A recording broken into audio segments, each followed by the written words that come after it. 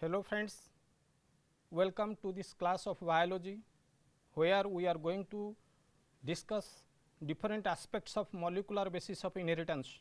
Nowadays from the school level we are acquainted with the term genes, genetic engineering and biotechnology, Mendel's laws of inheritance and many more things.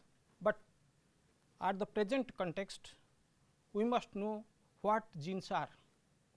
If we look at the history of genetics, that will give us certain concept how the concept of gene and the search of genetic material, what are genes are made of what exactly, the history will give us many important aspects. So, now I am going to discuss the history starting from Mendel's period. Mendel, who is regarded as the father of genetics, he spoke of the factors. The factors, they are discrete particles. Mendel in 1865 he coined the term factor.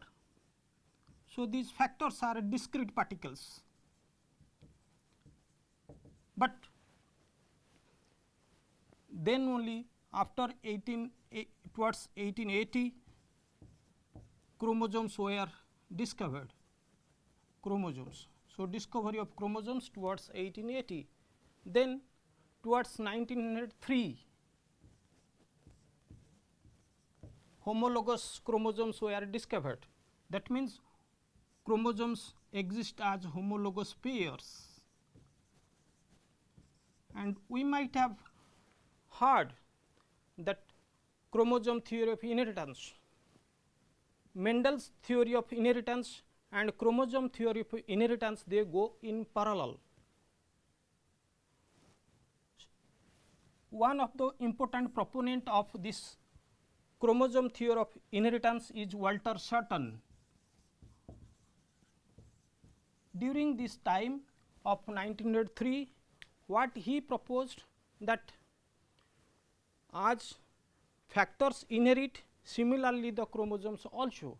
Therefore, he went on emphasizing that genes are present in the chromosomes, but thereafter discovery of crossing over and linkage by Thomas and Morgan in Drosophila gave in-depth knowledge regarding these genes. We know a linkage group, a chromosome consists of, or it has many genes arranged in linear fashion. Then only a chromosome consists of two important kind of macromolecules, one is DNA and the other one is histone proteins.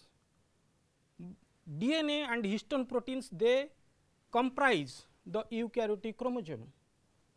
Towards 1920, it was found that proteins are composed of around 20 amino acids. Protein diversity and complexity is very high in comparison to DNA. The DNA consists of only 4 kinds of nucleotides. 4 nucleotides comprise or make the DNA, but proteins are made of 20 different types of amino acids. So, it is Linus Pauling, one of the great biologist, chemical biologist, who proposed that protein might be, because of their complexity, diversity, be the genetic material. It was his proposal, but he could not arrive at any conclusion. But in the meantime, Frederick Griffith towards 1928, he went on experimenting on Streptococcus, one of the pneumonia causing bacterium. The Streptococcus earlier was called Diplococcus pneumoniae, but subsequently the name was changed to Streptococcus pneumoniae. This bacterium exists in 3 immunological forms depending on the presence of a carbohydrate in their cell wall. Each of the type 1, type 2 and type 3 type of pneumococcus they were further categorized as S form and R form. S stands for smooth and R stands for rough. Why it is called smooth? Smooth form of bacteria, they possess capsule around them, and that capsule enables that bacteria to escape phagocytosis of the host, either it is a mouse or the human being. As they escape from the phagocytic effect of the human monocytes or mouse monocytes, they cause disease and they are called as virulent. And these S form of bacteria, they form smooth edge colony. That means, when they are plated in the Petri plate, they form smooth edge, but those without the capsule, they form rough edge colony, that is why they are R type. Therefore, all the types, type 1, type 2, type 3 immunological types, they have both S and R form.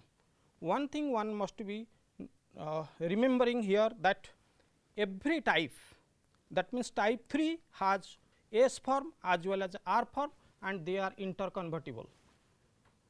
Next. Now, what Griffith did, he went on experimenting on this. He first injected type 3S pneumococcus to the mouse, and the mouse succumbed. It was subjected to pneumonia and died. But another form, it was type 2R.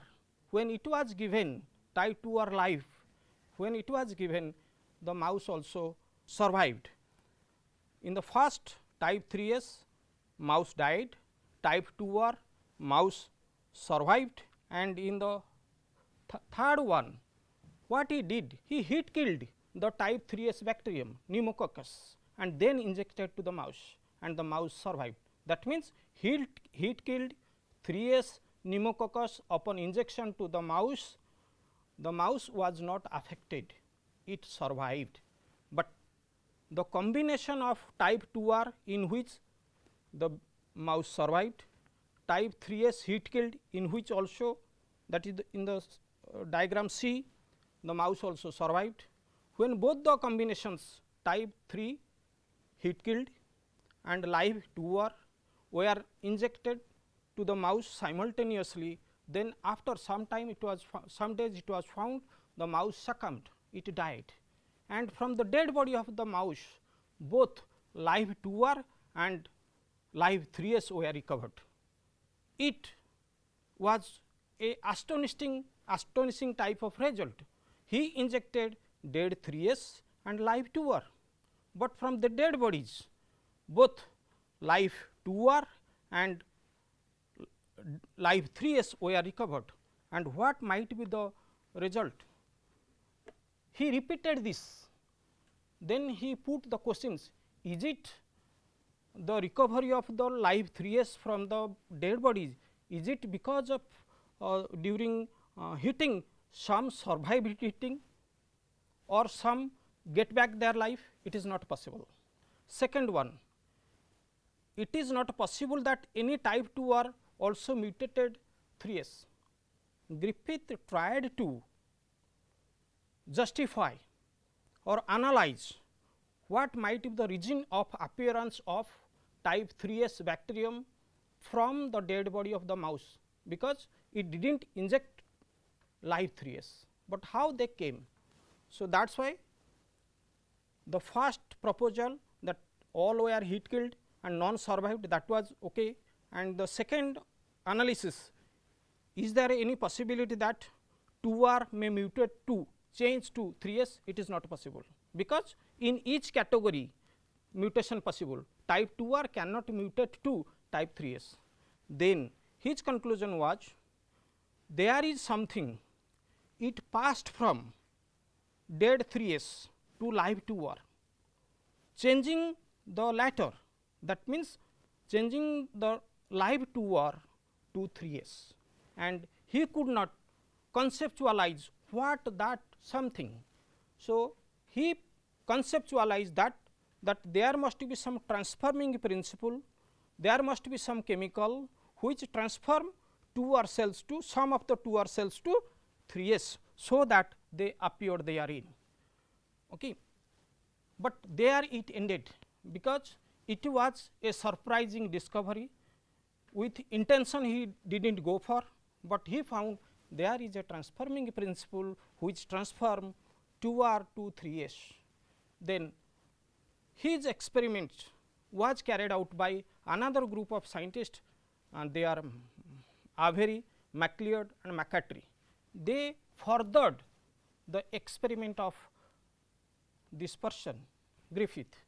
They repeated this and they found the same result. What Griffith did?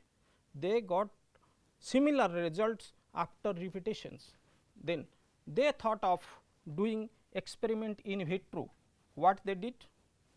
They took type 2R cells, and their experimental setup was that they killed the 3S bacterium, extracted the DNA from that 3S bacterium. In the test tube they put 2R bacterium, 3S DNA, and then enzyme treatments were done. If you can see this diagram, when 2R is cultured, it gives rise to 2R colonies. Only the extract of DNA extract of 3S, when it was put in the petri dish, no colony. In the third category, when in permutation it was given 2R plus 3S extract, DNA extract from 3S, and enzyme combinations were given. Why enzymes? Because during that time the purification of DNA was a difficult process. They thought there might be impurities with DNA of proteins or RNA or any other chemical. That is why what they did, they treated these combinations with different enzymes. When no enzyme is given, 3S colonies appeared. When RNase is given, RNase means RNA degrading enzyme. If any RNA in DNA extract is present, that would be degraded. That means, in presence of treatment of RNase, 3S colonies appeared. When DNA was given, DNA digesting enzyme, DNA hydrolyzing enzyme was given, then no colonies appeared. Trypsin, which is a protease, when it was given, 3S colonies also appeared. It was DNA which blocked the process of transformation. This proved that DNA is the transforming principle. So, now, transformation of the non-virulent 2R bacteria was blocked only if DNA was destroyed, suggesting that DNA was carrying the information required to transform the 2R to 3S.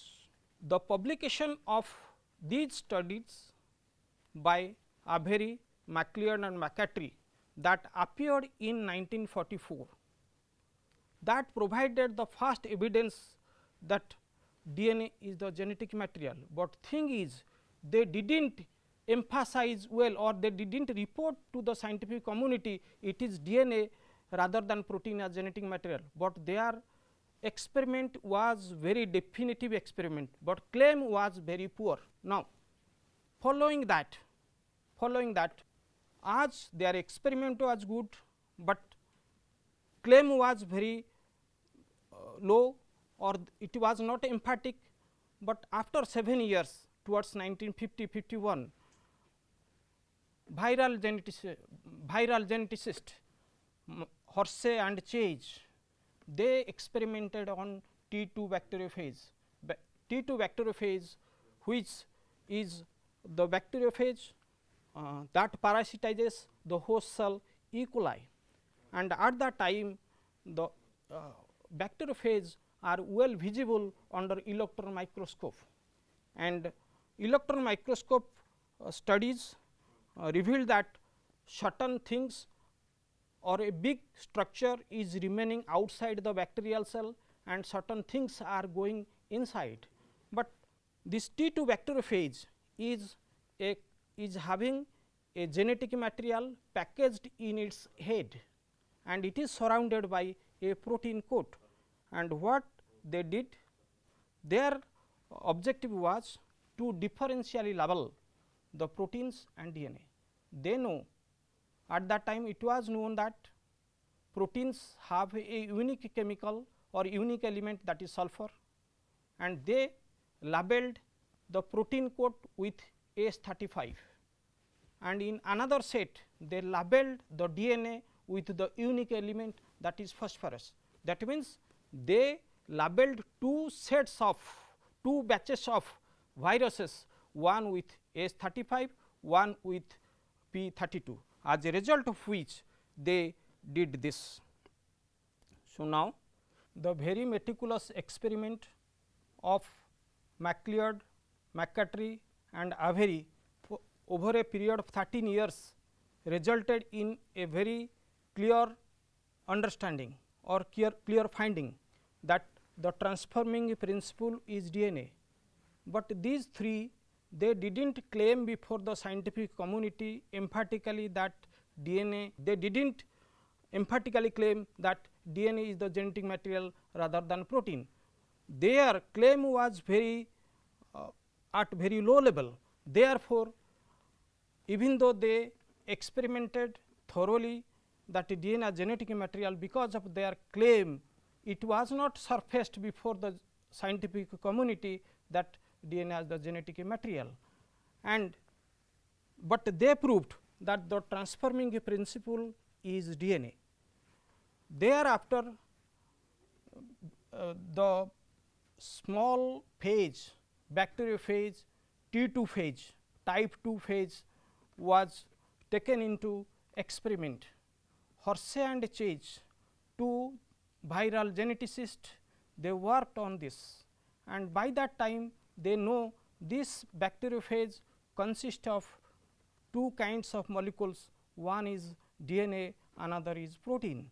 The protein is the outer structure, or protein encloses the DNA in its head, and the structure of virus T2 was well studied because of the availability of electron microscopy, and this T2 phase parasitizes its host E. coli, and it replicates within that and produces progeny phages within a very short span of time. This was known to these scientists, and with this they experimented further to unravel or to know that DNA as the genetic material. As electron microscopy became a very good tool for study of bacterial genetics and viral genetics, Horsey and Chase they studied that this bacteriophage consists of two kinds of macromolecules, one is your protein coat and the other one is the genetic material, and the genetic material is housed inside the protein coat, and what is seen that this the genetic material is present in this. It is a condensed structure, the DNA is condensed within this head. Now, this protein is protein, and when the chemical composition of protein was studied, it was found that protein contains a unique element, that is sulfur. So, sulfur is unique to protein, and this DNA, the nucleic acid contains, that is DNA contains a unique element, that is your phosphorus. So, their logic was to label, to make label the two kinds of macromolecules. So, protein was labeled with AS35, that is radioactive sulfur, and phosphorus was made radioactive by P32. So, DNA was labeled by P32 and protein was labeled by AS35. So, what they did in two cultures or in two batches, they made bacteriophages labeled, one with AS35, that means protein was labeled in one set, the other set the DNA was labeled with P32. So, how they did, how virus can be labeled? Actually, in one flask, conical flask, they supplemented with phosphorus P32 and grew bacteria, and thereupon they cultivated with bacteriophages. So, these became labeled with P32, but in the other one they were labeled with sulfur, and in their course of experiment what they did, they allowed these bacteria, these phages to infect new bacteria, new E. coli cells, and these infected bacterial cells were subjected to shearing force, centrifugal force by Waring blender. And from the previous classes or previous knowledge, we know bacteria is, or a phage infects a bacterial cell by sitting on its. So, it adsorbs to the surface of bacterial cell. When the bacterial cells infected with the viruses, they are subjected to shearing force of a Waring blender, then the phages are shed off from the bacterial cells. So, the phages are separated from the bacteria after certain minutes of time, then they were subjected to centrifuge, and as a result of which in the centrifuge tube two portions were there, heavy bacterial cells, they were settled to the bottom, they formed the pellet, and in the supernatant the viral coats remained. So, now look at this diagram. In this diagram there are two batches. In one batch, in the diagram A, that is labeled with P32, and ultimately at the end the P32 appeared inside the bacterial cells, because the bacteria they settled to the bottom upon centrifugation, and the radioactivity was found in the pellet, and the bacteria on further production of new phages, and P32 appeared in the progeny phages. And in the other set, when S35 was labeled, these phages were allowed to grow on the bacteria subjected to shearing force, centrifuged. The pellet did not have any radioactivity, rather radioactivity was found in the supernatant, the upper portion, and the upper portion is belonging to the coats, the protein portion. So, now in the second one radioactivity is found in the protein portion. In the first one radioactivity was found on the pellet portion, the cell bacterial cell portion. So, therefore, they concluded that it is the genetic material after centrifugation, radioactivity in the supernatant and the bacterial pellet was determined, that I have already told you. When T2 phase containing P32 was mixed with host bacterium, most radioactivity was found in the pellet, that we went on discussing. Thus, radioactive DNA was injected into the cell and phages were produced, proving that DNA was carrying the virus's genetic material information. In the B, when E. coli was infected with T2 phase containing S35, most of the radioactivity remained in the supernatant, because the protein coat becoming light, they were sheared off by centrifugal force and remain in the supernatant. Nothing protein entered the bacterial cell. Therefore, they found most of the radioactive protein was released into the supernatant, whereas P32 DNA remained within the bacterial cell. Since genetic material was injected and T2 progeny were produced, DNA must have been carrying the genetic information for T2.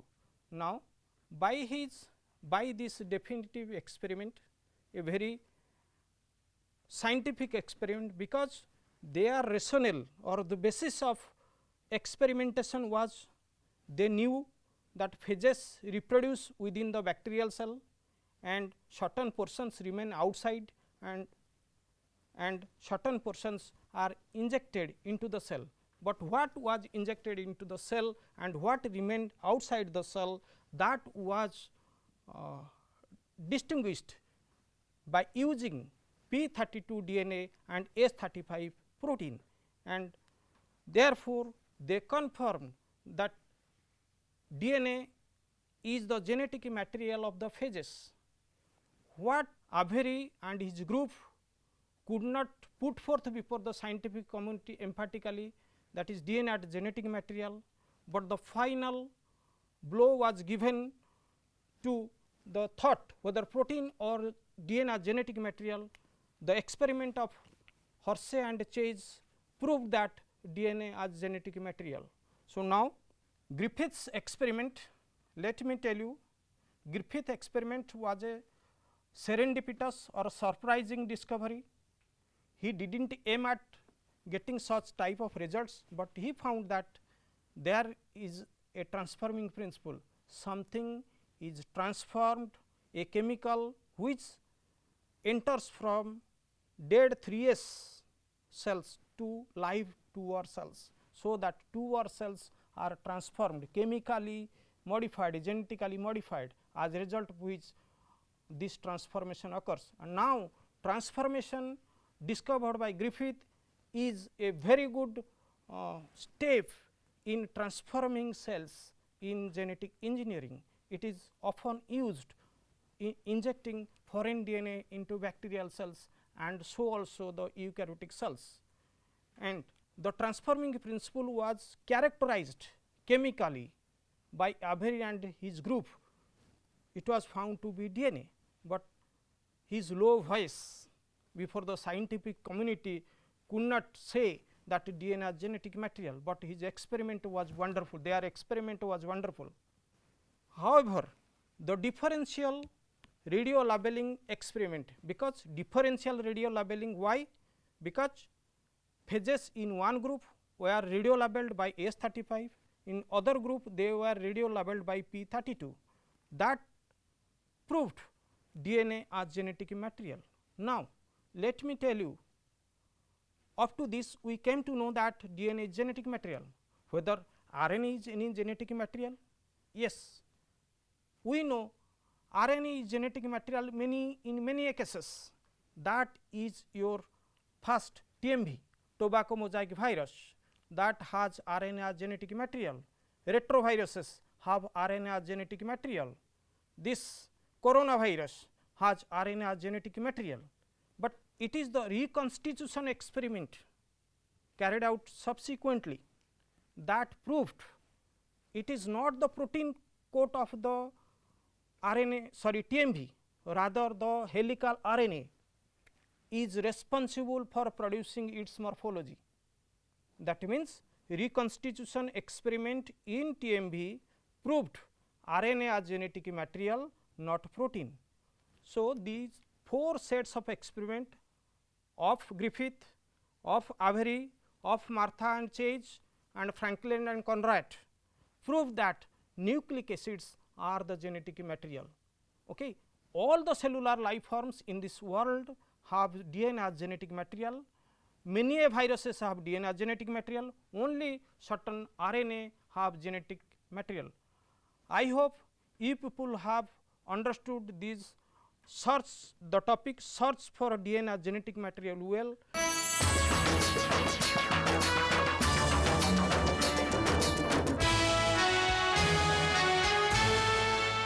This class we are going to study regarding the structure of a DNA, how the structure of a DNA double helix was discovered. This is a long journey. We know Frederick Mescher in 1869 isolated a substance called nuclein. For that he took salmon sperm nuclei, because these salmon sperm they have very big nucleus as the macrophages have. As they have very big nucleus, it is very good material for isolation of the nuclear substance, and he found that it is much rich in phosphorus, about 10% of its dry weight is phosphorus, and he named this substance as nuclein. But almost after 10 years, Altman gave the name nucleic acid. But DNA in its present form, what we know, it took long years to be established. Almost after 50 years or so, Russian biochemist P. A. Levin, what he did, he studied that the DNA consists of 4 nucleotides. Two important findings of Levin found that DNA consists of 4 nucleotides, right. And another thing is that we say that is deoxyribonucleic acid. So, he also discovered that deoxyribose sugar is present in this DNA. Two important findings of this Russian biochemist who came in 90s to USA and worked at Rockefeller University Institute and discovered that DNA consists of 4 nucleotides and the type of sugar is deoxyribose sugar. But side by side we know that Griffith also worked on mice and Avery, then Hershey and Chase, they established DNA as genetic material. But what is the shape of DNA? What is its physical structure? But side by side its molecular structures are revealed. Let us look at the slide, and we know in the first year course the DNA consists of, or any nucleotide consists of 3 kinds of substances, 3 kinds of small molecules. One is phosphoric acid. This phosphoric acid H3PO4 at physiological pH, that means 7 and 7.4 of pH, this phosphoric acid ionizes to form phosphate. And the type of sugar, ribose, a pentose sugar present in RNA and its ribonucleotides, deoxyribose sugar which lacks an oxygen atom in the second position, that is why it is deoxyribose sugar, and therefore, this is present in deoxyribonucleotides and the DNA as well. But here we are going to discuss on the 3-dimensional structure of a DNA. But prior to that, this of what the nucleotides are made of and how they are joined, we must have little bit discussion on this. So, now any nucleotide consists of base, sugar and phosphate.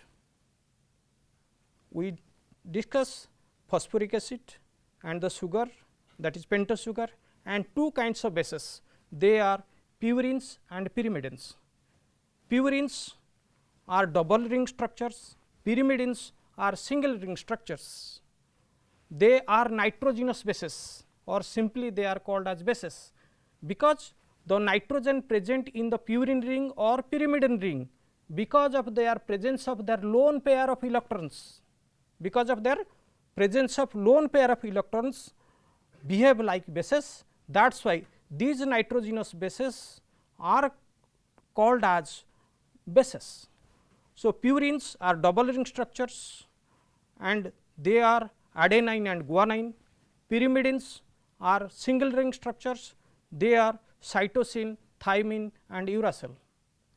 DNA has adenine, guanine, thymine and cytosine, whereas in case of RNA, thymine is replaced by uracil, this we know. Now, what would be our discussion?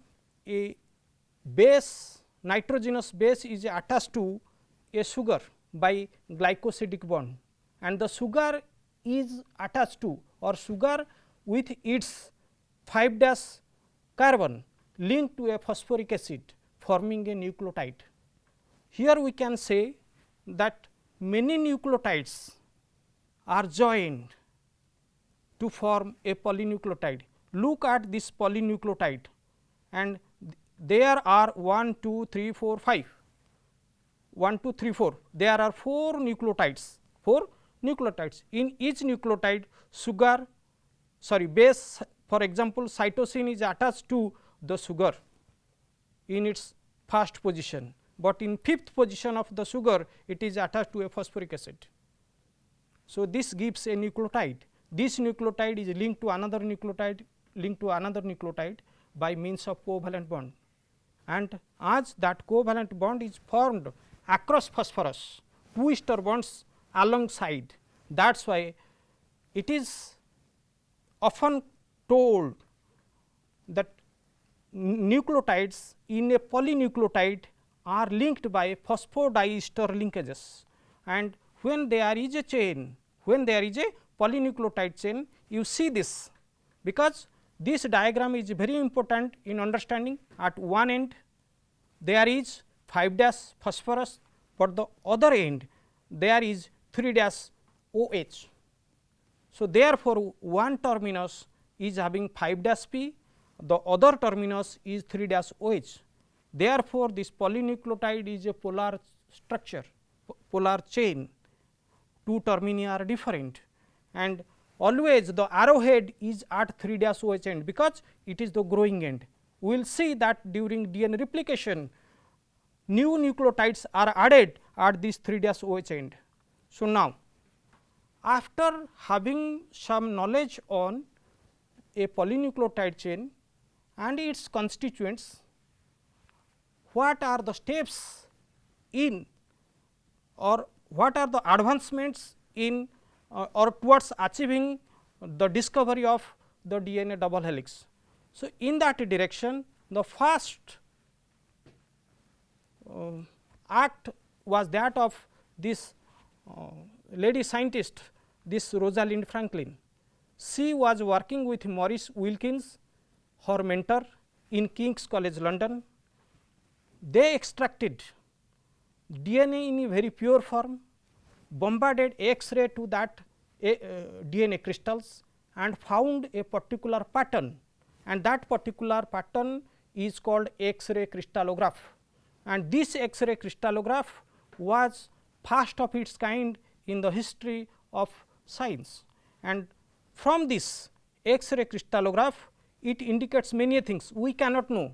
Those who are specializing on X-ray crystallography and its principles, they can say what this cross mark indicates. So, now Rosalind Franklin and Maurice Wilkins, they were slow in analyzing what this crystallograph speaks, but Watson, who was well trained in X-ray crystallography, he analyzed that it is a symmetrical structure. So, as it is the crystallograph of DNA, it is a helical structure with a uniform diameter, and it is around 2 nanometer, and there is a repeating units, or a helix repeats at a particular interval. So, this X-ray crystallograph gave many a clue to Watson and Crick for unraveling the structure of DNA. In addition to the X-ray crystallograph, then the two scientists, they studied also these two scientists, I want to say Watson and Crick. Watson belongs to America and he is English, Crick is an English person, but they did not go for any experiment, rather they studied the crystallograph of Maurice Wilkins and Rosalind Franklin, and subsequently they found very useful data of Erwin Chargaff, who studied the base composition of DNA, and studying different DNAs from different sources, they found that purines, the concentration, molar concentration of purines in DNA equals to that of pyrimidine. That was one wonderful finding. So, Watson thought that this Chargaff's rule, base pairing, this Chargaff's base composition would be clue in finding the structure of DNA. Therefore, these two scientists were analytical in their experiment. They analyzed data of crystallography, Erwin Chargaff's base composition, and they studied different they listened to scientists at different fora, and ultimately they came to a point to discover DNA as a double helix. Now, I want to say that Linus Pauling's contribution in this. Linus Pauling was a great molecular biologist, structural biologist. No one was comparable to him during 1950, but he suggested DNA might be a triple helix, but he could not prove. But the helical proposition of DNA helix, that also reminded Watson and Crick that DNA would be helical, and that was supported by the data of your Rosalind Franklin. But Rosalind Franklin, unfortunately, she died at the age of 37 during 1958. After analyzing data from different sources, Watson and Crick proposed the DNA as a double helix. They devised a model. That model is shown here. You can see both Watson and Crick. It is a landmark discovery in the history of science, as they proposed the DNA double helix structure or DNA model that made the road clear for different aspects of molecular genetics.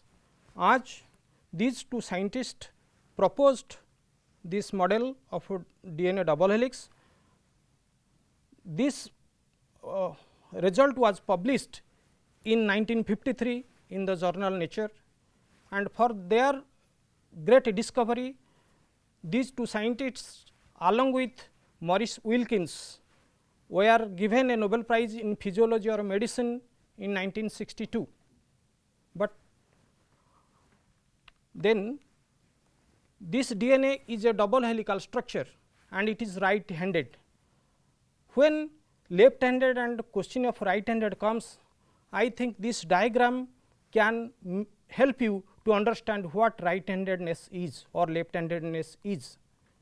When a helix is viewed from the top, if the helix run away from your eye in a clockwise direction, that is right handed.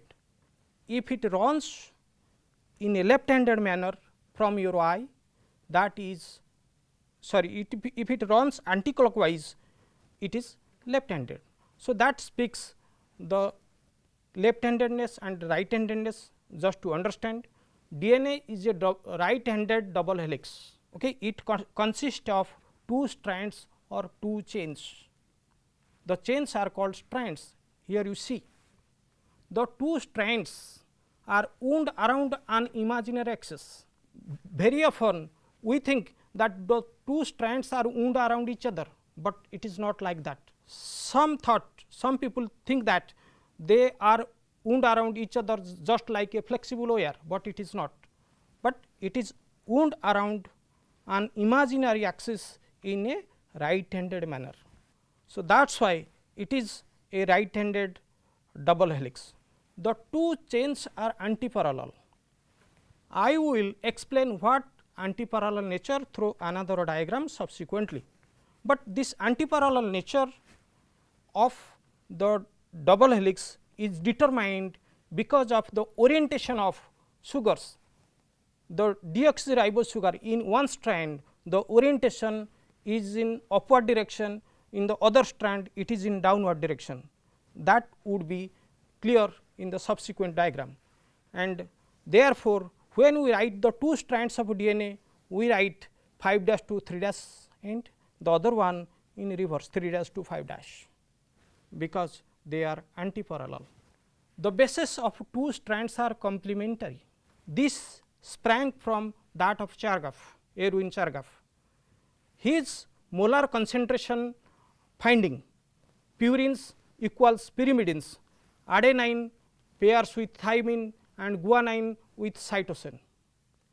Purine always pairs with a pyrimidine. Purine is a double ring structure, pyrimidine is a single ring structure. Therefore, always 2 pairs with 1, making the paired structure 3. Never a 2 pairs with 2. Purine never pairs with purine, pyrimidine never pairs with pyrimidine. It is purine pairs with pyrimidine and same. Therefore, the uniformity of the DNA is maintained because everywhere purine pairs with pyrimidine. Then the 2 strands are held together by means of hydrogen bonds. This is key to many aspects. Adenine hydrogen bonds with thymine by means of 2 hydrogen bonds. Guanine with that of guanine pairs with cytosine by means of 3. So, AT has 2 hydrogen bonds, GC has 3 hydrogen bonds. Individually these hydrogen bonds are weak definitely, but if you look at DNA which is long strand, long chain having many base pairs arranged one above the other. So, many hydrogen bonds in the DNA make the DNA double helix very stable. Okay. Now, another feature, when we look at the DNA, its 3-dimensional structure, in the outer region lies the sugar phosphate backbone. So, sugar phosphate backbone are located outside the helix and the bases are in the core. So, the bases project inward from the sugar phosphate backbone. So, the bases form the core of the helix. Now, look at this diagram. This clearly indicates the 2 strands orientation of sugars are different. The O oxygen in the sugar at the top, you see in one strand it is upward, in the other strand it is downward. So, antiparallel nature of DNA is due to the puckering of sugars. This kind of arrangement is called puckering of sugars. And now, further the 2 strands are antiparallel, easily visible here.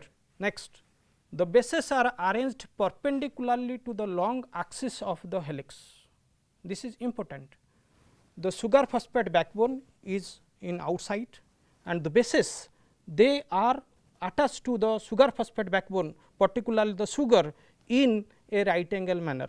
So, that is why they project in a right angle manner from the sugar phosphate backbone, and the base pairs stacked one above the other form the hydrophobic core, and that adds to the stability of DNA. DNA is very stable because water molecules are excluded from the hydrophobic core. And further, in DNA, purines and pyrimidines, its molar concentration is well explained, and pairing of purine and pyrimidine gives DNA is a symmetrical structure and its uniform diameter of 20 angstrom. And DNA is a helix.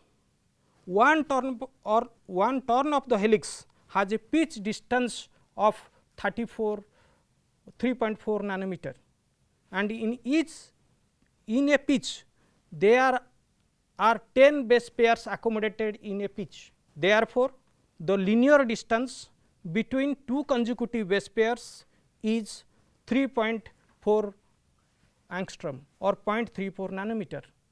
And when we say the angular distance between one base pair and another, you might have seen a staircase. In a staircase, this is the first staircase, the second one is having a linear or a height, but it is having a rotation. Third one is like this. Similarly, one base pair here and the second base pair is 3.4 angstrom apart in linear direction, but angular rotation is 36 degree. So, this gives an idea how the helix is organized. In one side of the helix, if you look at, there are major and minor grooves. From one side you will find major groove, deep groove, and it alternates with minor groove.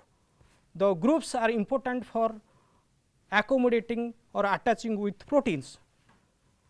And when we speak DNA as nucleic acid,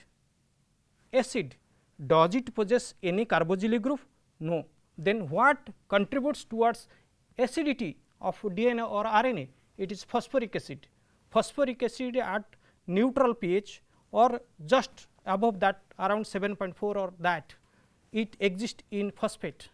So, out of 3 OH groups of phosphoric acid, 2 are utilized in formation of diester bond, but 1 OH group is free, that get ionized, and that adds to the acidity of DNA, and DNA having many negative charges is called polyanionic acid. Polyanionic acid, and these negative charges are essential for electrostatic association with positively charged basic histone proteins, subsequently we will be coming across. And sugar phosphate backbone is a constant feature. You take DNA from any source, whether it is bacteria or a virus or a plant, sugar phosphate backbone is common. So, that is why jemiti ame khata nauchandi, we are not worried when we are writing, we are not worried about the paper what it is, but we are what we are writing. Similarly, sugar phosphate backbone, we are not worried what we are worried about or serious about, what are the base composition, what is the base sequence. So, therefore, sugar phosphate backbone is a constant feature, but the variable feature among DNAs is its variability of a DNA sequence. The double helix of DNA described by Watson and Crick is a classical B-DNA. Often it is written B-DNA. What does it mean? B means biologically active form of DNA, and we know in our cells DNA along with proteins remain there in the nucleus, and water is there, salts are there. So, at a normal water concentration and salt concentration, the DNA exists in B form, biologically active form of DNA. That is why it is called B DNA, but the environment of DNA varies, salt concentration varies, proteins also in association in certain cases it varies. As environment fluctuates, therefore, the B DNA configuration also varies in certain ways. So, we will see that what the two important deviations from B DNA, but as the two scientists Watson and Crick, they worked together in developing the double helix structure of DNA. If one strand is called the Watson strand, the other complementary strand is called Crick strand. And what are the functions of a DNA? DNA is the molecule of heredity. We say DNA is the blueprint of life. Everything what would be there in the cell or in the organism, what kind of protein would be formed, when it will be formed, it everything is written or imprinted there in the DNA. So, DNA in its base sequence stores the genetic information as the software of a computer does. So, DNA is often called the software of a cell. Then replication must DNA structure must justify how replication occurs, and we studied DNA consists of 2 complementary strands. When the 2 strands separate, each strand acts as a template by which another new strand would be synthesized. So, DNA explained this structure of DNA explained how from DNA another DNA or from DNA how RNA can be formed. Okay. Further, expression of genetic information, DNA not only stores the information, storing information is meaningless. The information, the genetic information must be expressed. That expression is in the form of proteins. Almost all genes express themselves in the form of proteins, as a result of which these proteins work as enzymes and carry out metabolic activities or cellular activities. And to the end, I want to tell you just 3 kinds of DNA are there in terms of structure. The DNA we study, it is BA DNA, which is of intermediate shape, but A DNA which exists at higher salt concentration, it is broadest and it is right handed. So, A DNA, B DNA both are right handed, but Z DNA is left handed. We need not remember all the points of this, but for reference I have given here, but Z DNA is left handed, B DNA is right handed, A DNA is right handed, and the repeating units of Z DNA are dinucleotides, but repeating unit of B DNA are mononucleotides. So, I hope all of you have gained some concepts regarding the discovery and the structure of a DNA, and this would further our understanding for DNA replication and gene expression. Thank you all.